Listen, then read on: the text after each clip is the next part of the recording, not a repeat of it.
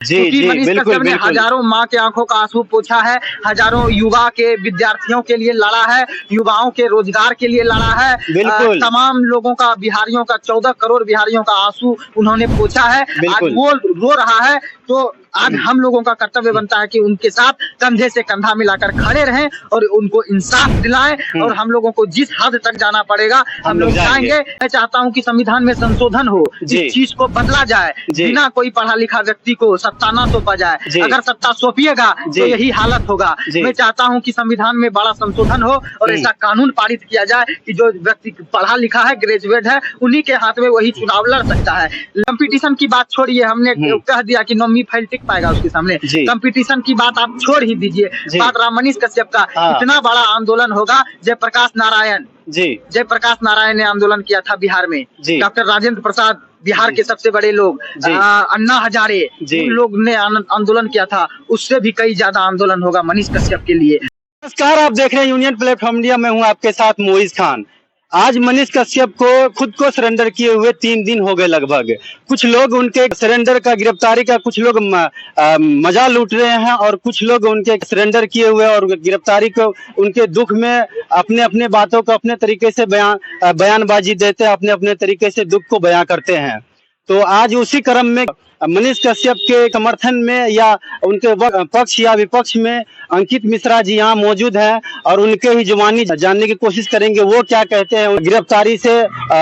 और भी लोग हैं, वो लोग क्या कहते हैं, उनके जुबानी जानने की कोशिश करेंगे। अंकित मिश्रा से हम शुरू करते हैं। अच्छा अंकित जी, एक बात बताइए, मनीष कश्यप हर वक्त गरीब मजदूर के लिए, हर वक्त दुख में जहाँ पे भी कहीं पे भी घटनाएं होती थी वो अपने पैसे खर्च करके वहां पे पहुंचते थे, हर गरीब मजदूर की परेशानियों को दिखाने की कोशिश करते थे, सच को दिखाने की हर वक्त कोशिश करते थे।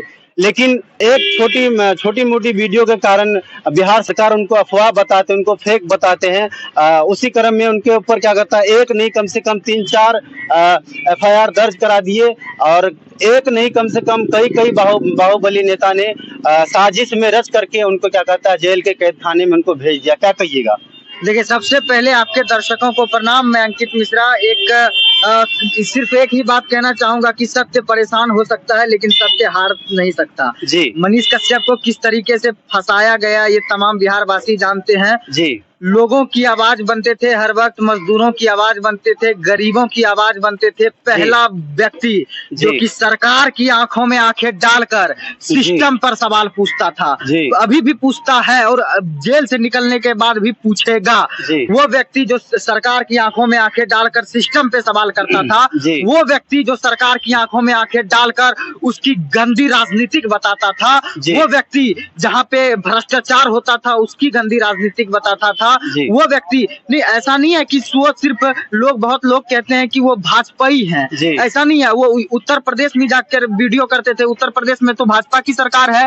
वो बिहार में भी जब भाजपा और जदयू का गठबंधन था तब भी वो सवाल पूछते थे, उस समय भी भाजपा की सरकार थी। लेकिन जब तेजस्वी यादव का सरकार आया तो 2-4 वीडियो ऐसा बन गया जिसमें तेजस्वी यादव का नाम उन्होंने ले लिया तो उनपे FIR हो गया। चलिए, FIR हुआ, मनीष कश्यप ने गलत किया, हम लोग मानते हैं, लेकिन मनीष कश्यप को कानूनी रूप से पूछताछ होना चाहिए। लेकिन ये लोग मनीष कश्यप की गिरफ्तारी को राजनीतिक मुद्दा पर लेकर चले गए हैं, राजनीतिक तरीके से उनपे दबाव डाला जाता है। आप ही बताइए कितना बड़ा वो अपराध किया है।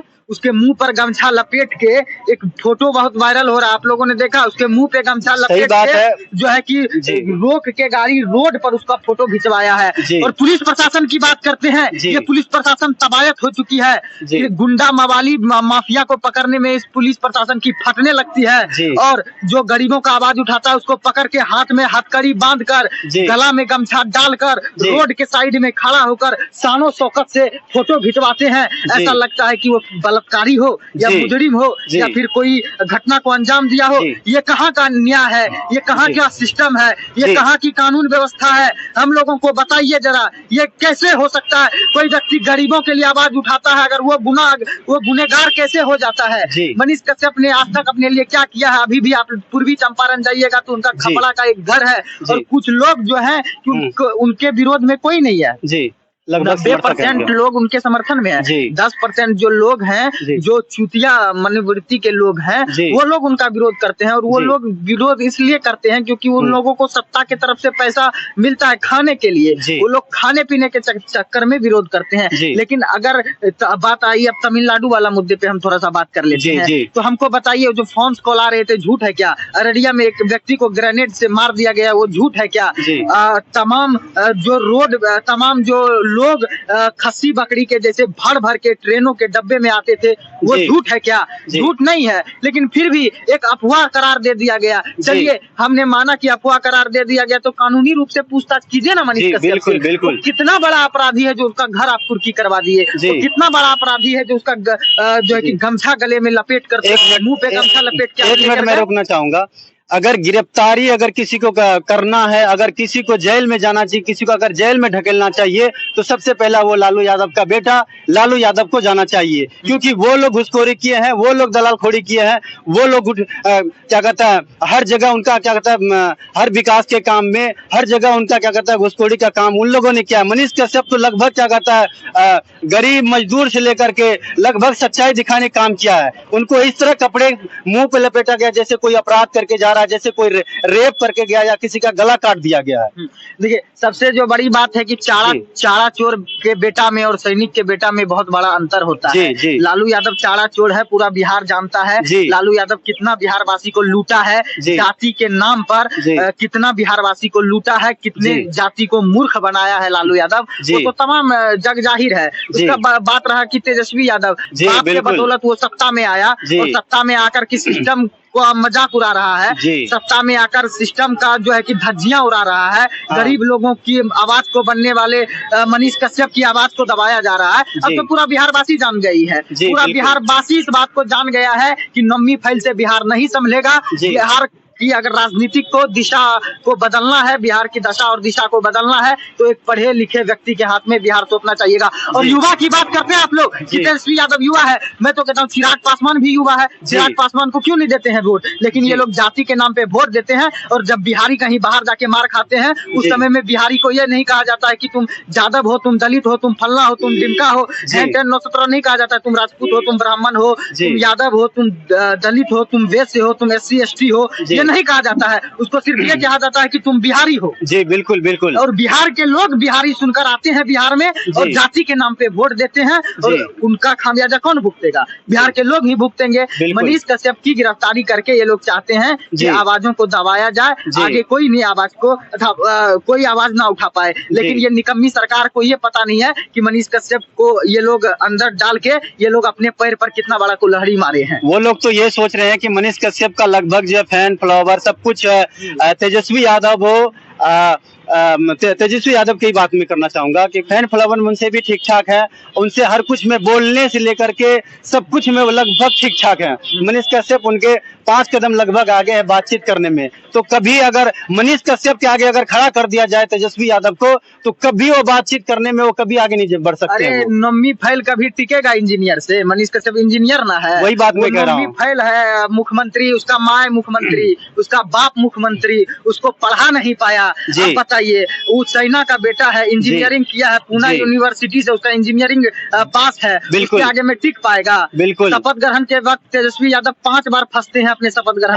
हम लोग मनीष कश्यप कंटिन्यू 24 घंटा बोलते रहेंगे, उसको 24 घंटा खड़ा कर देंगे। हम लोग तो नम्मी फैल में अंतर है ना, बिहार संभालेगा, बिहार को बेच लेगा, बाप के जैसा स्थिति कर देगा। उसका बाप के समय में देखे थे हम लोग, तो उस समय थे भी नहीं, हमारे पिता दादा कहा करते थे कि उसके बाप के समय में महिलाएं निकलती नहीं थी, महिला दरवाजा बंद करके गेट बंद करके अंदर में रहती थी कि उनके साथ कहीं बलात्कार ना हो जाए, चोरी ना हो जाए। ऐसा उसका बाप ने बिहार को बना दिया। जी हम ये कहना चाहेंगे, अगर एक मंच पे हम लोग ये मांग करते, एक मंच पे तेजस्वी यादव को भी खड़ा किया जाए, मनीष कश्यप को भी खड़ा किया जाए, और दोनों में कंपटीशन चले बातों विवादों का। देखते हैं कैसे वो क्या कहता जवाब दे पाता है मनीष कश्यप के बातों का। ये कोई बात नहीं हुआ कि विवाद हो जाए। देखिए कोई भी है, हमारा लोकतंत्र यही है कि अनपढ़ आदमी भी मुख्यमंत्री बन सकता है। हमारा बाबा साहेब अम्बेडकर ने जो संविधान लिखा है, उस संविधान के तहत कोई भी मुख्यमंत्री कोई भी पद पे जा सकता है। यही हमारी यही जो नीति है सबसे खराब है। मैं चाहता हूँ कि संविधान में संशोधन हो, इस चीज को बदला जाए, बिना कोई पढ़ा लिखा व्यक्ति को सत्ता ना सौंपा जाए। अगर सत्ता ऐसा सौंपिएगा जी। तो यही हालत होगा। जी। मैं चाहता हूं कि संविधान में बड़ा संशोधन हो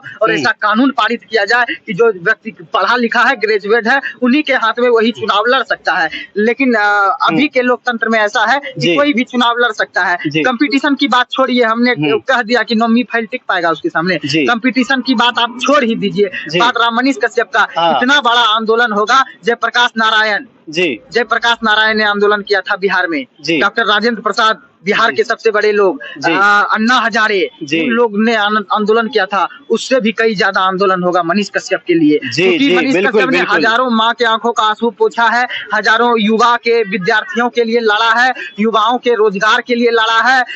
तमाम लोगों का, बिहारियों का, 14 करोड़ बिहारियों का आंसू उन्होंने पोंछा है। आज वो रो रहा है तो आज हम लोगों का कर्तव्य बनता है कि उनके साथ कंधे से कंधा मिलाकर खड़े रहें और उनको इंसाफ दिलाएं। और हम लोगों को जिस हद तक जाना पड़ेगा हम लोग जाएंगे, लेकिन मनीष कश्यप की जल्द से जल्द ये निकम्मी सरकार रिहाई करे। नहीं तो बहुत बड़ा आंदोलन होगा। और कल 23 तारीख है, कल बिहार बंद का आह्वान किया गया है और हम लोग भारी मात्रा में जाकर बिहार बंद करेंगे शांतिपूर्ण तरीके से। लेकिन हाँ, सरकारी संपत्ति को कोई नहीं जलाएगा, सरकारी संपत्ति को कोई नुकसान नहीं पहुंचाएगा।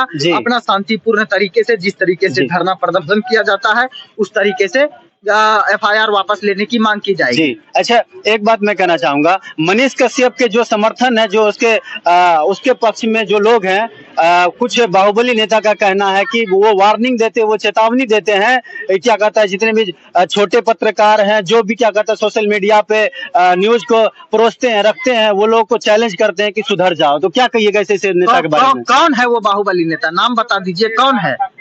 बहुत ऐसे हैं। कौन बाहुबली नेता? बहुत ऐसे क्या कहता है बड़े बड़े जो लोग हैं, क्या कहता है पप्पू यादव जैसे हुए, तेजस्वी यादव हुए। क्या बात कर रहे हैं? पप्पू यादव की बात कर रहे हैं। पप्पू यादव आज से पता है कि आज से 5-6 दिन पहले जब मनीष कश्यप की गिरफ्तारी नहीं हुई थी तो मनीष कश्यप के पक्ष में बोल रहे थे। जी बिल्कुल बिल्कुल। पलटी मार लिए। राजनेता का ठिकाना होता है जी। बिल्कुल राजनीति करने वाला कब कहाँ पलटी मार देगा उसका कहने का संभावना है। आज आपके पास है। राजनीति में क्या कहा गया कि मुक्का रखिए, बाप कहा बेटा को कि यहाँ मुक्का मारो, बाप छिप लिया। बोला यही राजनीतिक होता है। बाप बेटा पे भरोसा नहीं करता है, बेटा बाप पे भरोसा नहीं करता है। आज से पहले पप्पू यादव का बयान सुने थे ना कि मनीष जी को गलत तरीके से गिरफ्तार किया गया। अब आज का बयान में कितना बदलाव आ गया। तो ये लोग राजनेता है, ये लोग बदलते रहेगा, लेकिन हमारे बिहार के लोगों को एक होने की जरूरत है। अच्छा, क्या अगर उन्होंने 180 दिन कहा है मनीष कश्यप की, अगर क्या कहता है अगर हमें जेल भेजा जाए तो हम क्या कहता है, अगर भेजा चला गया तो हम 180 दिनों में सरकार गिरा देंगे। पहले मनीष कश्यप का दबदबा बिहार में तो शुरू से है। मनीष कश्यप का दबदबा बिहार में था, यूपी में था, झारखंड में था, लेकिन अब पूरे भारतवर्ष में तमाम जगहों पर गली गली के मोहल्ले मोहल्ले के बच्चे उनके बारे में जानने लगे हैं। जब से वो इंटरनेशनल लेवल पर आए हैं। और वो एक ऐसा पत्रकार है जो कि आंखों में आंखें डालकर सवाल पूछता है, डरता किसी से नहीं है। और 180 दिन उसने कहा है। मैं तो कहता हूं कि मनीष कश्यप सिर्फ निकले, इस बार इलेक्शन लड़े। 80 दिन क्या, 180 दिन क्या, 80 दिन में भी सरकार गिर सकता है। ये सरकार है, कभी भी गिर सकता है। जी। और हमारा राय कैसा लगा कमेंट बॉक्स में जवाब दीजिएगा। तब तक हमें इजाजत दीजिए। नमस्कार।